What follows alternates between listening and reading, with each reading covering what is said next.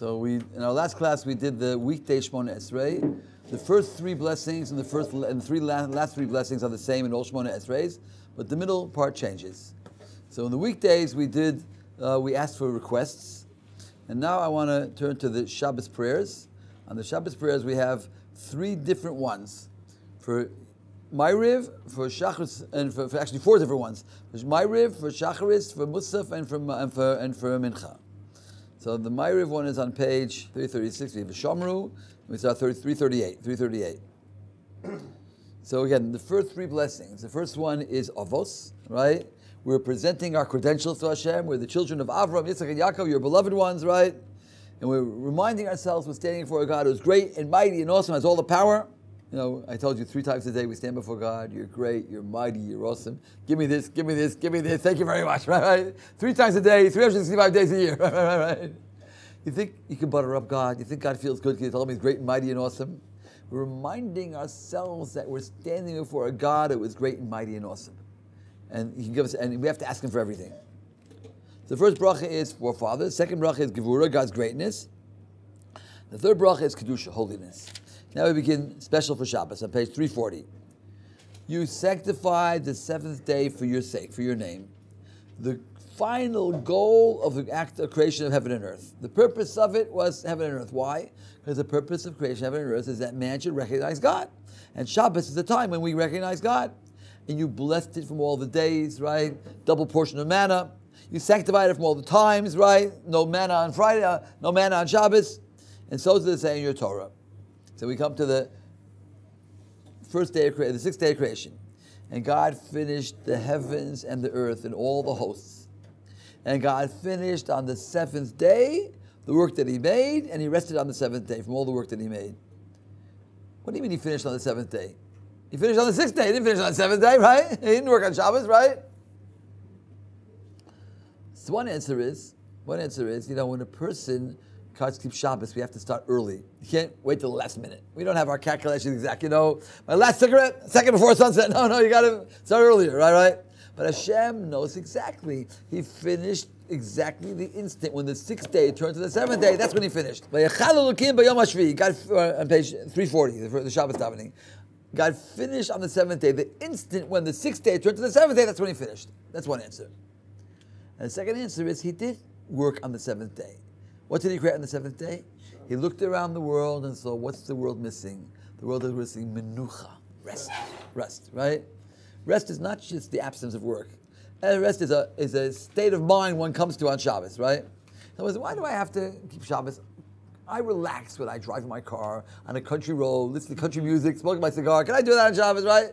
Shabbos is not about relaxing, right? It's menucha, it's rest. We'll see when we get to the Mincha prayer how this menucha has in it so many things. Emes, shalva, peace, tranquility. We'll get to that in the Mincha prayer. I always think about Shabbos, a story someone told me once, the story of the pizza man. What was the pizza man? That guy's from a small town in the States. His town, there was one kosher pizza store. Now, I come from a small town in the States called Norwich, Connecticut, and there were no kosher pizza stores in my town, right? But there was one non-kosher one that was on the way to Shul. When we went to Shul on Shabbos, we had to pass it by and smell the pizza, right? We came to New York, first thing we was buy kosher pizza. Anyway, so the owner of the pizza store was known in town as the pizza man. What did the pizza man look like? He was a religious Jew, right? Generally not clean-shaven, right? With a dirty apron and a chef's hat, and he made pizzas. He also made some grinders, he also made some sandwiches, but mostly he made pizzas. He was known as the pizza man. Now the guy who told me the story was not a religious boy, but he kept kosher more or less. So he wasn't so religious, but he kept kosher, so he ate in the kosher pizza store. Why not? Comes to Israel to go to Hebrew University and ends up in the yeshiva. I won't tell you which one, right? And once he's in the yeshiva, he started keeping Shabbos. A few months later, he goes home for a visit, and he goes, the first time in his life, the local Orthodox synagogue. He had never been there before in his life, Friday night. And who does he see? Lo and behold, clean-shaven, wearing a suit and a tie, with a tallis over his head, leading the services, the pizza man! Is that the pizza man? I don't recognize him. Looks like a totally different person. He came back to his rabbi, that experience changed my life. Why? Because we tend to identify what we do for a living, I'm a doctor, I'm a lawyer, I'm a garbage man, right? I'm a pizza man. Nothing wrong with being a pizza man, you make a living, nothing wrong with it, right? That's not what you are. That's what you do for a living. On Shabbos, you can't do. On Shabbos, you can only be. I like that line. Let me say it again. On Shabbos, you can't do. On Shabbos, you can only be. What are you? You're a neshama. You're a soul. You get in touch with your essence. God rested on the Shabbos day. He plopped into bed. He sweats. I'm sweating. I need a rest. God needs a rest. Of course not, right? He stopped actively controlling the world, actively creating the world, to passively control the world. And we emulate God by being passive on the Shabbos, right? I can't do, I can only be. And I get in touch with my essence. That's the idea. So God rested on the Sabbath day, and the seventh day, and He blessed the seventh day. He said the double portion of manna on Friday. And He sanctified it, no manna on Shabbos, right? And He rested for all the works. So it's decreed on Rosh Hashanah how much money you're going to make during the year. You know that? On the condition you make the effort, right? If you don't make the effort, you're not going to get it, right? Excluding what you pay for Shabbos and the holidays, right? And sending your children to study Torah. That's included, right? So someone says, I'll keep my store open on Saturday. Saturday is the biggest, the business day, right? The busiest day of the year, of the week, right? Shopping day, right? Says the Chavetz Chaim, person has a barrel of wine. And it comes out with a spout. He puts in 2 spouts, right? Now it'll come out more wine. That's not true. It's just coming out faster, right? You open your store on Shabbos, it'll come out faster. Then you have to go to the dentist, then you have to have a car, you have to pay insurance. It'll end up in the same in the end anyway, right? You don't get more wine, you don't get more money, right? You just get the same. It just comes out faster, right? That's what it is. There's no benefit of it. Right. When the immigrants came in the 1890s, 1900s to America, the biggest test was Shabbos. You have to know assimilation in America did not begin with intermarriage. It began with Shabbos, right? They had to work on Saturday. If you didn't come on Saturday, you lost your job, right? So some Jews got a new job every week. And this is before my times, but I spoke to Jews. Remember those? A guy said one time he worked on Shabbos, he couldn't live with himself. Every week got a new job. Some people started their own businesses so they shouldn't have to work on Shabbos. Can you imagine a penniless immigrant starting his own business? Very difficult, right? Some of them did very well, by the way. We have multi-billion-dollar corporations that were started by Jews didn't want to work on Shabbos. I believe Levi Strauss was one of them. Macy's, others, right? They didn't want to work on Shabbos. They started their own businesses, right? But the majority said, if I don't work on Shabbos, I'm going to starve, right? You're allowed to save your life. To save your life, allowed to break the Shabbos. They got up early in the morning, said their prayers very quickly, went to work. When they came home from work, right? They went straight to the rabbi's lecture. Somehow they could live with that dichotomy, but their children couldn't. Teach your children about Shabbos when you go to work on Shabbos. Very difficult, right? Elokeinu v'Elokei Avosenu, our God and the God of our fathers. Ritzei b'menuchaseinu, accept our rest. Kadshenu b'mitzvasecha, make us holy with your commandments. When I do a mitzvah, it has to make me holy. It has to elevate me. You have the lulav and the esrog and the sukkah. It makes you holy. And put our chelik in our Torah. Every Jew has his portion of the Torah. Sabeinu mituvecha, may we be satiated from your good, right? We should be full from your good, right? The story about the Chavetz Chaim, right? They used to take Jewish boys into the Russian army. They couldn't get kosher food. So there was a base that was near a Jewish town. The people in town would donate money and bring kosher food to the Jewish soldiers. So they used to bring, the regular lunch was 2 o'clock. At 1 o'clock they bring the kosher food. There were some soldiers that would come 1 o'clock and eat the kosher food. They come back at 2 o'clock, the second time they're not kosher food, right? So people heard about that. They say, we're spending so much money for these meals. The guys who eat non-kosher, we shouldn't give them. And they came to the Chavetz Chaim and said, what do you say? He says, no, you got to give them anyway, right? Because the more kosher food they eat, the less non-kosher food. There's no room. They're full. They want to have any room in their stomach, right? Give them the kosher food. They should fill them up. That's want to have room for the non-kosher food, right? That's why we say, Sabeinu mituvecha. We should be so full of spirituality that there's no room for anything else, right? We should enjoy Torah. We should enjoy Torah life so much. We don't need Ben Yehuda. We don't need all this stuff, right? We don't need internet. We don't need it. We're full. Sabeinu, make us be satiated. Mituvecha from your good. V'samach nafshenu b'shuasecha. And our soul shall be happy with your salvation. First you have to have a salvation, then you got to be happy about it. We have to dance in the streets for God's salvation. And finally, cleanse our hearts to serve you in truth, right? Because if we're living a double life, right, then it's not truth, You talk the talk, you got to walk the walk, right? You go one way, and you cleanse our hearts, be purity, right? The Mesilas Yesharim has a Nikias, and then it comes to Tahara. Tahara means purify your thoughts. Do things properly, right?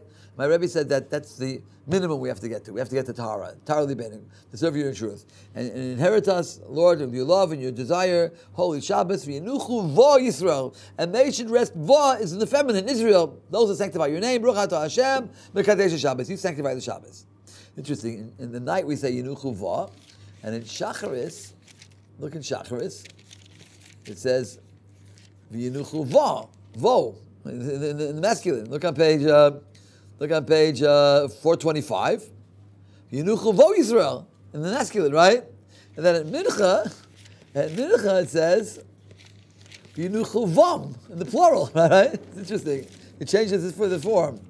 In Mincha on page 518 it says Yenuchu vom they. So the joke they say is it's referring to the immigrants that came, the early immigrants said they had to work on Shabbos, right? On Friday night, the husband would stay in his business, even after Friday night, but the wife would light the Shabbos candles. So it's Yenuchu va, the feminine, she kept the Shabbos, right? In the morning, the husband would go to shul, and the wife would go to the business, right? Yenuchu va, he would keep the Shabbos, right? At Mincha, they would both stay together, Yenuchu va, then they both kept it, right?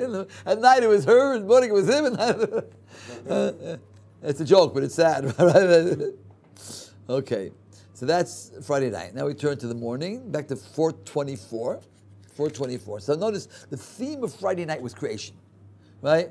We have three themes on Shabbos. Friday night is creation. If you look at the songs, the Zemiros we sing also have to do with creation. The songs on Friday night have to do with creation. For example, Kori Bon Olam, V'Elmaya, Kol Mekadesh Shvi. It has to do with it all has to do with creation. We come to the morning, all of a sudden the theme changes. The theme is revelation. We have three places where God revealed himself to man. Creation, right? Not really revealed himself to man. Creation was where God revealed himself. There weren't anybody to see him in creation. But creation is the first one, revelation is the second one, and Mashiach is the third one, right? Friday night, the theme is creation. Shabbos morning, the theme is revelation, right?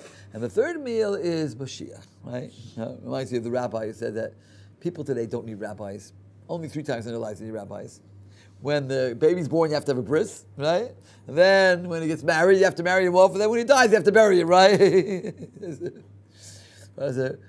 We hatch him, we match him, and we dispatch him. Okay. So, Friday night is revelation. The morning is Friday night is creation, revelation, right? How does revelation come to Shabbos, right? Right? Because if you look in the 10 Commandments, right? The first one, which is in Exodus, it says, keep Shabbos because 6 days God created the world. And the second one in the book of Devarim, it says, keep Shabbos because God took us out of Egypt. That's the reason for Shabbos. What does going out of Egypt have to do with Shabbos? Because a slave can't keep Shabbos, right? When the boss says work, you got to work, right? We can only keep Shabbos if we went out of Egypt, right? And the revelation on Sinai, according to our tradition, was on Shabbos. So turn to page 424. Yismach Moshe b'matnas chelko. Moshe should be happy with his present, right? And the rabbis say when Moshe was still an advisor to Pharaoh, right? Remember the movie, 10 Commandments, right? He gave him advice. He said, if you want your slaves to be more productive, what you should do? Give them 1 day off. If they have 1 day off, they'll be able to rest on that 1 day. They'll be more productive. The person says, okay, good idea. What day should I give him off? And he chose Shabbos, right? And when God gave Shabbos to the Jews, Moshe was happy, right? That was until the end when they took away the straw, right? Then they had to work full time. They couldn't make the quota, right? Then they had to work on Shabbos too. So Moshe be happy. Matnas chalko ki eved nemon karoselo. You called him a faithful servant. Kalil tiferes berosho nasatalo. A crown of splendor you placed on his head. When he stood before you on Mount Sinai. Right? It's a joke. It's not really a joke. It's interesting inside over here. In Ashkenazim pronounce O with a yud. Oi, right? I say oi, right? Oilam haba, not olam haba, right? And they once went to a rabbi. What should you say? She'd say oh, she'd oi. Which one? How do you pronounce it? How should you teach children? Right? So someone says it's a proof from this paragraph. You're supposed to say oi. Because imagine you read it like this. Read it. Yismach Moshe b'manas chelko ki even nem across the low kalil tiferes rosato low lecha har Sinai. Doesn't rhyme. You say, oi, Yisrach Moshe Naschal Koi. You have a name across the loy. Clearly goes up. Har Sinai. Fits in perfect, right? Fits in perfect, right? The two tablets he held in his hand, and it says on them Shabbos. Why the two tablets? He didn't get the tablets on Shabbos. On Shabbos, God said the 10 Commandments, right? Then Moshe went up to the mountain 40 days and 40 nights, and he can't get the tablets later, right? Why are the tablets mentioned over here? Right? The tablets is the connection between heaven and earth, right?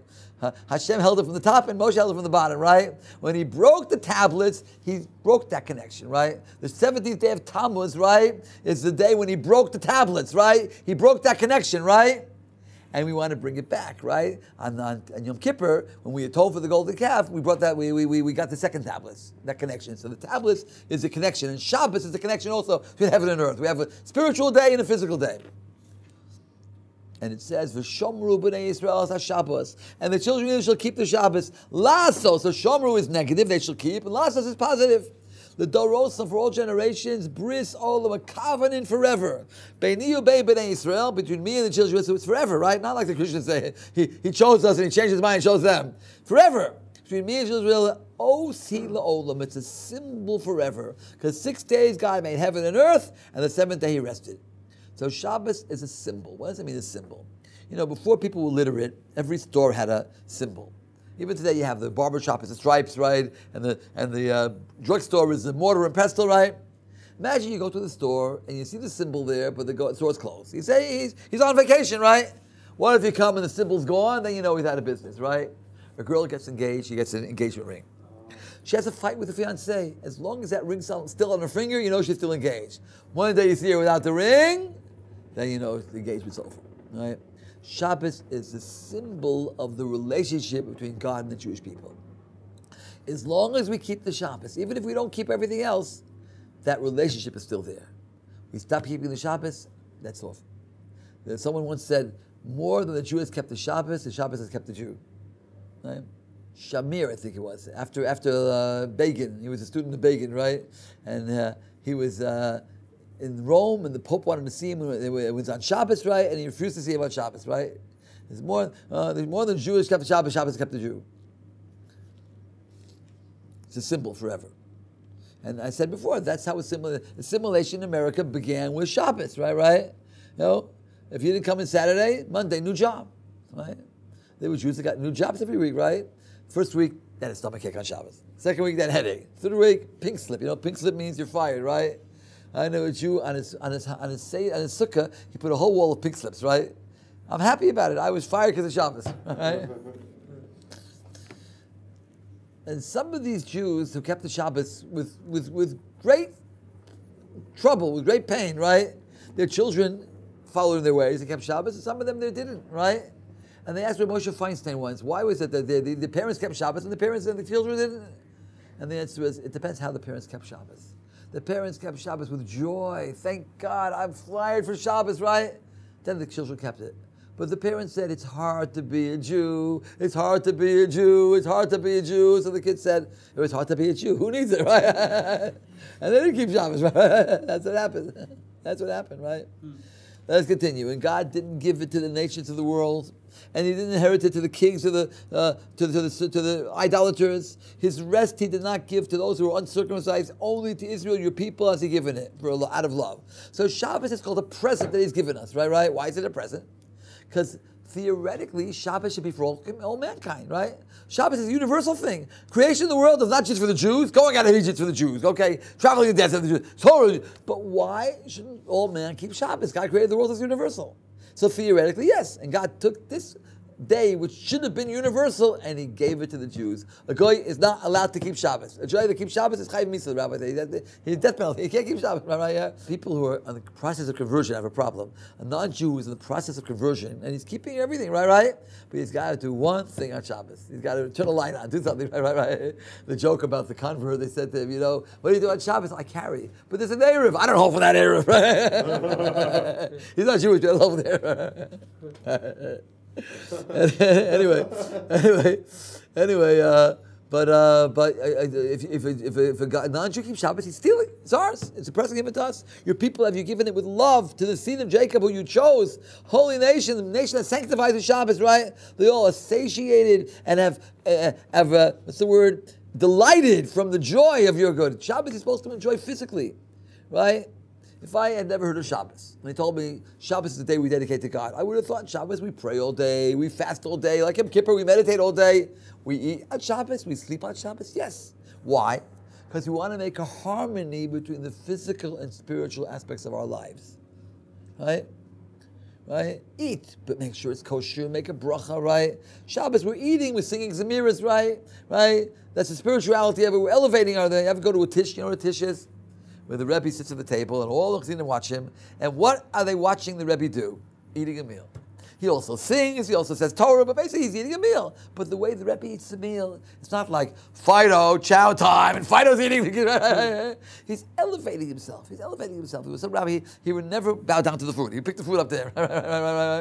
I remember a great Hasidic rabbi, Kloisenberger Rebbe, late at night, an old man, they bring a big plate of food in front of him, eats a little bit, gives out the rest to his Hasidim. Another bowl of food, right? Says Torah for an hour and a half, right?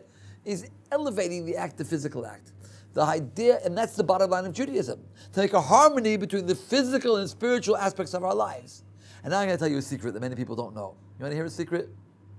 When one succeeds in making a harmony between the physical and spiritual aspects of our lives, you enjoy the physical more. I repeat, you enjoy the physical more. Why is that? Because physical pleasure is limited. Right? When you're stuffed, you can't look at food anymore. Any pleasure which you indulge yourself in, you can't see it. You're sick of it, right? You enjoy the spiritual more? Spiritual pleasure is unlimited, right? So you save some. You enjoy the physical more. I say when you make a harmony between the physical and spiritual, you enjoy the physical more. So I'm explaining why. Let me explain why. Because physical pleasure is limited, right? When you eat, you're stuffed, you can't look at it anymore, right? Spiritual pleasure is unlimited, right? You're working for Hatzalah, you save someone's life. You feel good, right? Save another life. Feel good? Save another life. You don't say, enough lives! You don't say that, right? The more pleasure, even negative spiritual pleasure is unlimited. Let's take a negative spiritual pleasure.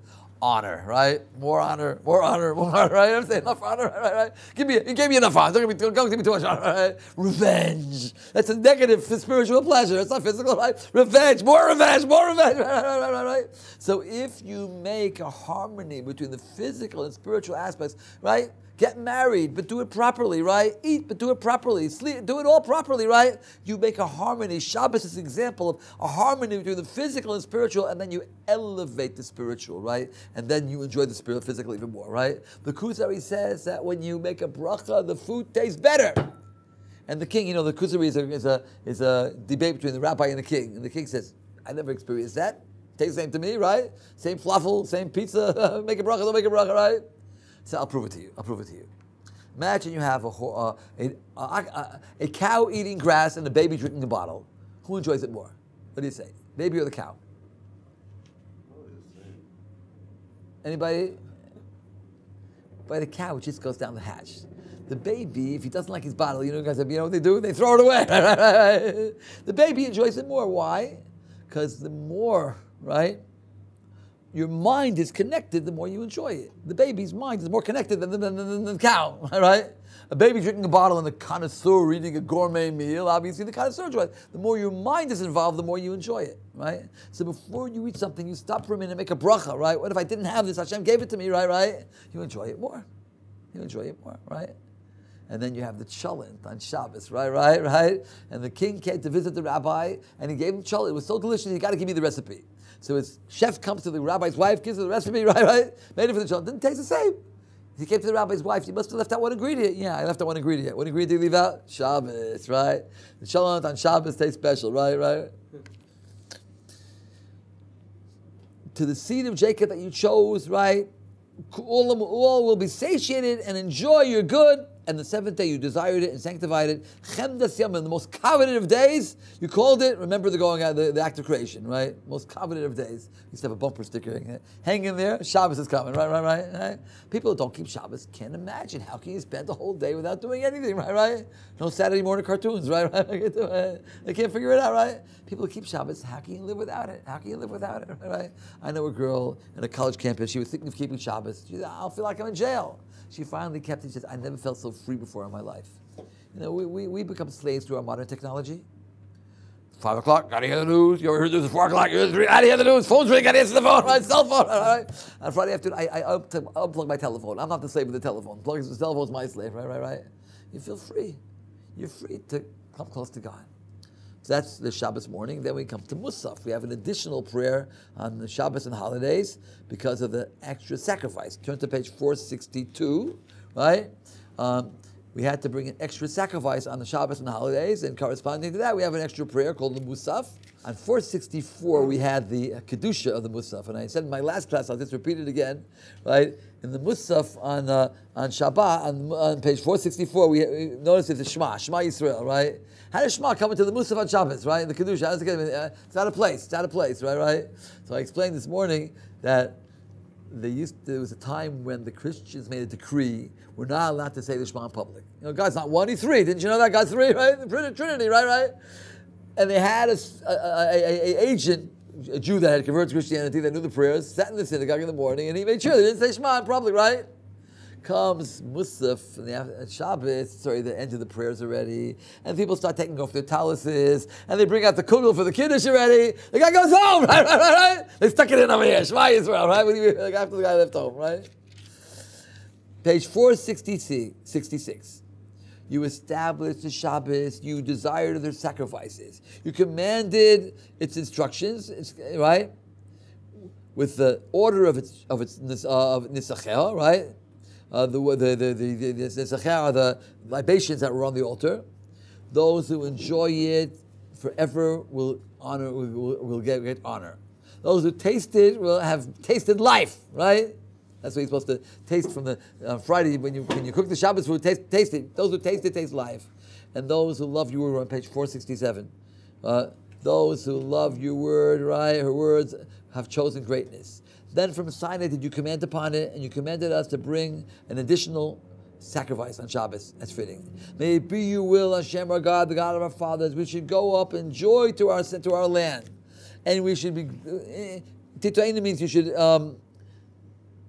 plant us within your boundaries, and there we will make the sacrifices. So we're saying, God, we're supposed to bring a sacrifice now, but we can't because we don't have a temple. Please rebuild a temple so we'll be able to bring the sacrifices. So our saying, I told you, when you talk about the sacrifices like you brought them, we're saying the sacrifices like we bring them. The daily sacrifice and the order, and the additional sacrifices according to the halacha, and the additional sacrifice of Shabbos we shall bring out of love, as you commanded us, as it says in the Torah. And here we quote the verse that Yom HaShabbos, turn to page 468, on the seventh day you should bring two. So every day we bring one in the morning and one in the afternoon. On Shabbos we bring two. Rabbi Hirsch says that the idea of two is the plurality, right? The nation as a whole. We have the nation as a whole, we have every individual. Every individual, one is every individual, two is the nation as a whole, the plurality of the nation. And two, it's throwing them solas, you have the animal offering, and then you have the meal offering. The meal offering is our sustenance, the bread and the oil. You have the grain and you have the oil, right? The grain are the necessities of life, and the oil are the luxuries of life, right? The burnt offering of Shabbos on Shabbos, on top besides its Tamid. Yismechu b'malchuscha shomrei Shabbos. Be happy in your kingdom, those who keep Shabbos. Mekadesh Shavi, the nation that sanctifies the seventh day. Kulam yispu, they should be satiated, v'yisangu, and be enjoy. You're good. On the seventh day you desired it and you make it holy. Chemdas Yamim, it's a day of Chemda, a coveted day. You called it, remember the going out of the Massacres, right? And now we're going to skip to Rosh Chodesh, right? Before we get to the Mincha on Shabbos. Because what happens if Shabbos, well actually, see on the bottom you have Shabbos and Rosh Chodesh, right? Here we have a combination. Let me do Mincha first. Let's go, we'll finish Mincha, then we'll get to Rosh Chodesh, right? Then we come to Mincha. Mincha is on page 517, right? And I said, so Friday night is creation, Shabbos morning is revelation, and now we're dealing with Mashiach, right? Third. And now Shabbos is holding by his end. We've already been saying, we've already gotten to the peak of the spirituality you feel like on Shabbos. Ato echad v'shimcha echad. You are one, your name is one, right? Mashiach comes, God's going to be one. And who is like your people Israel? One nation in the land. Great splendor of greatness, crown of salvation. A day of rest and holiness have you given to your people. Avraham rejoice. Yitzchak would exult. Jacob and his children would rest on it. And now it describes what we mean by menucha, rest. I said rest is not just the absence of work. Rest is a state of mind. Menuchas ava onadova, a rest of love and magnanimity. Menuchas emes v'yemuna, a rest of truth and faith. Menuchas shalom v'shalva v'hashket v'vetach, a rest of peace and serenity, tranquility, security. Menucha shalema shatarotzepa, a perfect rest in which you find favor. May your children recognize and know that from you comes their rest. It's not just a mortal thing. We're going to take the day off, right? It's a divine gift. And on their rest shall they sanctify your name. So you see, we're dealing with something very, very special.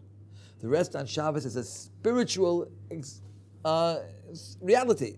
It's something which you have to get in touch with, and it takes work. It doesn't come automatic, right? You have to spend, if you're keeping Shabbos anyway, right? Instead of sleeping a whole Shabbos, take a rest, take a nap on Shabbos, right? But focus on Shabbos. Focus on the special concept. Take your mind off whatever you're thinking about during the week, your business, your boss, your deadlines, your exams, right? And focus on your family, right? Husband and wife, children and parents, right? And focus on what's important in life. Think about what's important. What am I living for, right? I'm not living to eat. I'm not living to sleep, right? Then what am I living for? Never thought about it. Too busy eating, right? That's the focus. So we have periods of time in Jewish life, and it's interesting how all beginnings are special. All beginnings are special. The beginning of a day, when you wake up in the morning, where's the first thing you say? Modani, thank God I'm alive. The beginning of a week, Saturday night, we have a Malava Malka, right? We accompany the bride, a special meal. The week is beginning, special. And now we come to the beginning of the month, the beginning of the year, right? Rosh Hashanah, right? When a married life, a couple gets married, right? You have Sheva Brachas, the whole first week, they have every night a party, right? You have a baby, right? For a boy, you have a Shalom Zachar, you have a bris, for a girl, you have a Kiddush, right? The custom is when your son is 3 years old, he gets his first haircut. His father wraps him in a talis and brings him to the cheder, puts him on the Rebbe's lap, and they have olive base, and on the olive base they put honey. And he's olive, and he licks the honey base, you should have a positive association, right? I say the first day a guy comes to yeshiva like Rosh Sameach, he's got to make a party, right? Where am I? Is this a cult? Where am I? So on Rosh Chodesh, we also have a special thing. Turn to page 646, and this is a special prayer we say on Rosh Chodesh, the Musaf. 646. Rosh Chodesh la'amcha nasata. The first day of the month have you given to your people. It's Zman Kapara. It's a time of atonement, right? First day of the month you can atone and you should repent, right? For all of their generations. When they used to bring sacrifices before you, sacrifices of desire, and goats for a sin offering to atone for them, remembrance for all of them it was, and it was salvation from their enemies. God, please bring us, those who say they won't be sacrificed, the conservative movement has taken out of their prayer book every mention of bringing sacrifices again. They took this all out, right? We're not doing that again, right? We're not doing that again, right? The sacrifice that our ancestors brought, right? I never saw a Passover regatta, a conservative Passover regatta, because they have a problem with the Passover regatta, because the whole Passover regatta is Yivna Beis HaBakarim. We're missing the Passover sacrifice. Build us down. The whole thing is, when do we say L'Shana Haba B'Yushalayim? Who knows? At the end. At the end of what? The Siddur. Right, and when else? The end of the Hallel. The end of Yom Kippur. Right? We blow the shofar. And those are the only 2 times. Why not Rosh Hashanah? Why not Sukkot? Why not another time, right? Because all the other holidays, without a temple, I can still have a shofar, I can still have a lulav, I can still have a sukkah, right? But Yom Kippur the main theme is the high priest going into the Holy of Holies. We don't have that without a temple. Shana Haba B'Yushalayim. And Pesach, the main theme, is the Passover sacrifice, which you don't have, right? So we ask Hashem, the whole Pesach Seder is, Yivne Beis HaMekorah, we want to have your temple so we can have a Passover sacrifice, right? And here also, we're asking Hashem, we have to bring a sacrifice, right, for Musaf, for Rosh Chodesh. Please, Mizbeach Chadosh B'Tzion Tochin, prepare a new altar in Zion. For Olas Rosh Chodesh, Nan Le'alav, we will bring upon it the burnt offering of Rosh Chodesh. Uthiri Yizin Naseh B'Rotzon, and the goats of the goats will bring with desire. This Vodas based on Migdash, this Makulona, will all be happy with the service in the temple. Uvashirei David Avdecha, the songs of David, your servant, that are heard in your city, that are said before your altar. Avas Olam Tavi Lahem, bring an everlasting love for them, and the covenant of the father should be remembered upon the children. That's the beauty of Rosh Chodesh, right? Next page. Havi'enu l'tzion yircha barina. Bring us to Zion, your city, with joy. Shalayim beis mikdoshcha b'simchas olam. Yerushalayim, your city, your temple, with joy forever. And there we'll bring these sacrifices, right? The daily sacrifices according to their order, and the musaf according to the halacha, and the musaf Rosh Chodesh will bring with love. As it says, when we quote the verse of the Torah, in the first month you should bring 2 cows, 1 ram, 7 sheep, right? And the meal offering. So that's Rosh Chodesh. Now, what happens if Rosh Chodesh comes out on Shabbos? Right? What do you say then? So turn back to the Musaf on Shabbos. We have a special one that combines the Musaf of Shabbos with the Musaf of Rosh Chodesh. Right? On page 468. 468, right? Actually, 466. This is a very, very special prayer. 466 on the bottom. Ato yitzarta olamecha mikedim. You created your world from the old days. You finished your work on the 7th day. You loved us and you desired us and you exalted us above all the languages. You sanctified us with your commandments. You brought us close to your service. And your great and holy name that you put upon us. You called upon us. And you gave us with love Shabbos for rest and Rosh Chodesh for atonement. And because we sinned before you, us and our ancestors, our city was destroyed, our temple is desolate, our honor has been exiled, the honor has been taken away from the house of our life, from the temple, and we're not able to do our obligations in your house, the great and holy house that you called your name upon it, because of the hand which is against us. May it be your will, Hashem our God, that we should go in joy to our land and be planted into our borders, and there we will bring before you the sacrifices, the daily sacrifices, the Musaf, right? And Yom Shabbos says that, right? And Rosh Chodesh says that, right? Turn back to 648 just for a minute. Notice, after we mention the sacrifice of Rosh Chodesh, we ask for a special blessing. I left that out. Back to 648. Hashem, our God and the God of our fathers, renew upon us this month for good and for blessing, for joy and for happiness, right? For salvation and for consolation, for parnasa, for sustenance, and for support, for life and for peace, forgiving our sins, and our sins, in this Asrar they say, may this month be the end of our troubles and the beginning of our salvation. Because your people Israel have you chosen from all the nations, and you've given them Rosh Chodesh, Baruch Atah Hashem, Mekadesh Yisrael v'Rosh Hashem. You sanctify Israel and the new month. So notice by Shabbos it says Mekadesh HaShabbos, because who sanctified Shabbos? God. It comes directly from God, right? But the new month, who declares the new month? The courts, right? So if we make a mistake, it doesn't matter. Whatever day the courts say, that's what it is, right? So it's Yisrael, you sanctify Israel for Rosh Hashanah, right? And the holidays also, Makadosh Yisrael v'Hazmanim. Now turn back to page 468, and here we have the sacrifices for the Shabbos and the sacrifice of Rosh Chodesh, right? And then we say, we combine the two. On the bottom of page 468, our God, the God of our fathers, accept our rest and sanctify and renew the month. On this Shabbos, the new month. On this Shabbos, renew the new month, right? For good and for blessing, for joy and for rejoicing, for salvation and for consolation, for panos, the thing we said before, right? And then we say, your people Israel have you chosen from all the nations, and Shabbos you've let them know, and the new month you establish for them. Baruch atah Hashem, Mekadesh HaShabbos v'Yisrael v'Hazmanim. First Shabbos, because Shabbos is directly from God, and then Yisrael, and Yisrael is Mekadesh the new month, because the new month depends on the course, right? And just one more place we get a look: the holidays. What about on the Shalosh Regalim, right? We just said Pesach, Shavuot, Sukkot, right? We have a special prayer for them as well, right? On page 662. You chose us from all the nations, right? You loved us, you desired us, you exalted us above all the languages. You sanctified us in your commandments, and you brought us close to your service, and your great and holy name you called upon us, right? Everyone knows if you want to come close to God, you got to come close to the Jewish people. The nations of the world are aware of that, right? The Jewish people, they're the ones, right? And you want to fight with God, who do you fight with? The Jewish people, right? Catholic priest once told me that the Catholic Church has a bigger problem with the Holocaust than the Jews do.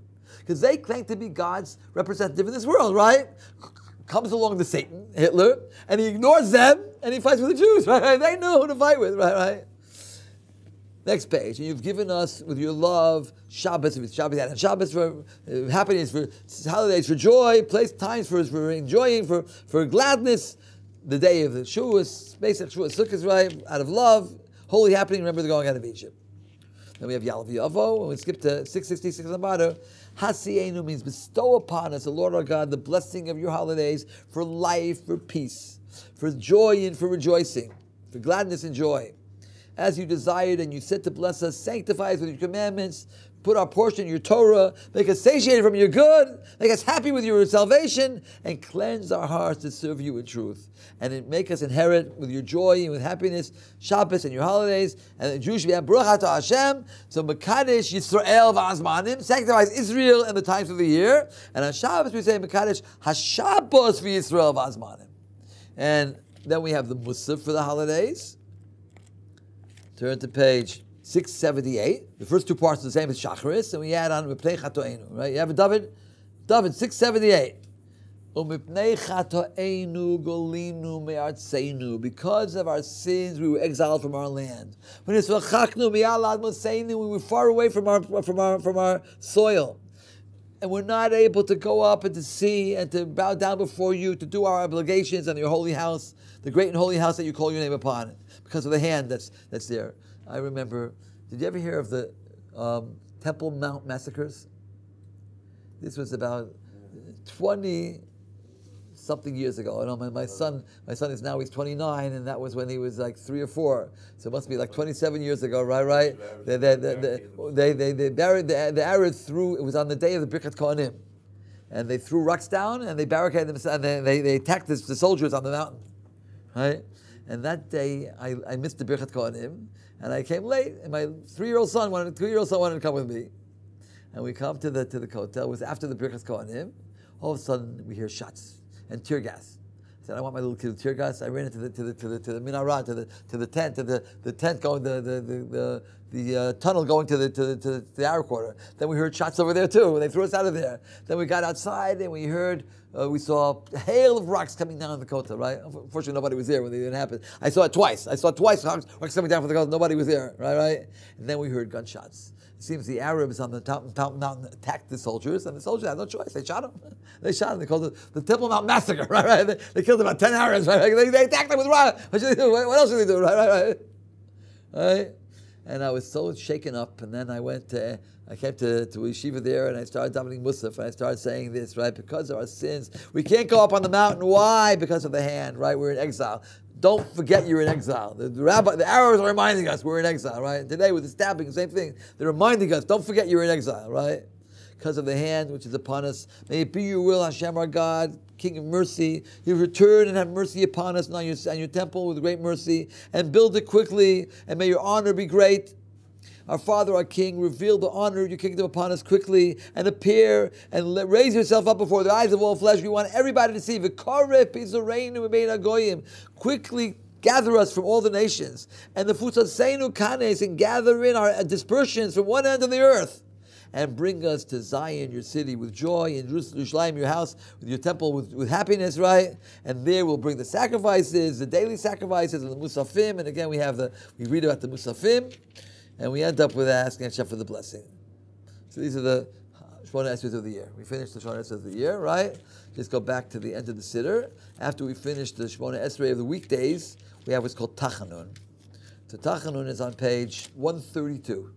This is a sad prayer when we put our heads down. We don't say it on holidays. We don't say it. For example, now until Rosh Chodesh, we don't say this now because we're still in the month of Tishrei, right? 132. Right? You put your heads down. and you say, "Vayomer David el God, Sarli mi'od, Niplono biyad Hashem, Ki Rabbi Machmo biyad Odom lapola." Right?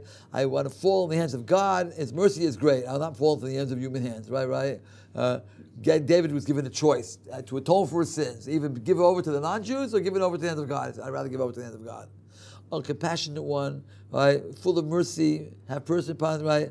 And here we say, in your anger, don't rebuke me, right? And don't chastise me in your rage. Favor me. I'm feeble, right?